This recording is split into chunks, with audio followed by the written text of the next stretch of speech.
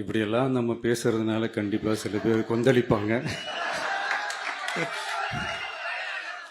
அது பதிலா நம்ம கவலைப்படக்கூடாது. ஏன்னா கொந்தளிக்கிறது தான் அவங்களுக்கு வேலையே. புரிஞ்சுங்களா அவங்களுக்கு?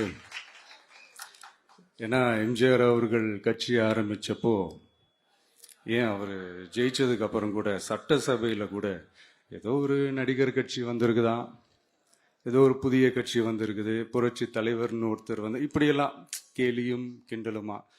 அதனால யார் அரசியலுக்கு வந்தாலும் இப்படி கொந்தளிக்கிறது தான் அவங்களுடைய வேலையே. அப்படிதான் நாம் அரசியலுக்கு வந்ததுக்கு அப்புறம் கூட இந்த விஜய்க்கு என்ன அனுபவம் இருக்குது, எம்ஜிஆர் அவர்களுக்கு எவ்வளோ அனுபவம் இருக்குது தெரியுமா?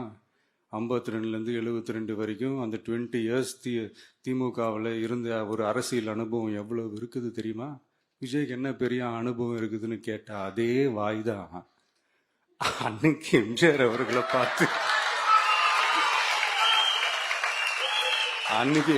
அவர்களை பார்த்து அரசியல் அரிச்சுவடி தெரியாதவர், கவர்ச்சியை மட்டுமே நம்பி இருக்கிறவரு, அட்டக்கத்தி, வாய் விளம்பர வள்ளல்,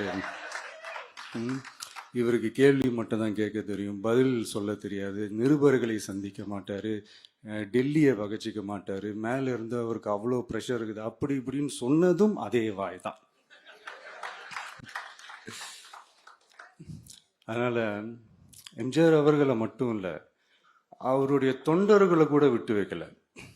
அது என்னது, இந்த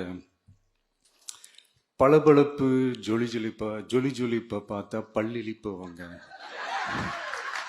இப்படியெல்லாம் கிண்டலும் கேலியுமா, இது எல்லாம் மக்கள் ஒரு மாதிரி சைலண்டா வாட்ச் பண்ணிக்கிட்டு என்ன பண்ணாங்கன்றது உங்களுக்கே நல்லா தெரியும்.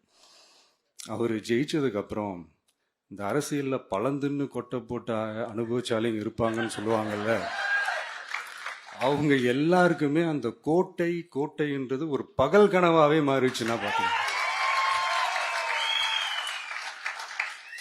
77 மாதிரியே இப்பவும் அந்த பழைய தேஞ்சி போன, துருபிடிச்சு போன, நஞ்சு போன அதே அந்த பழைய வெப்பனையும் இப்பவும் கையில் எடுக்கிறாங்க.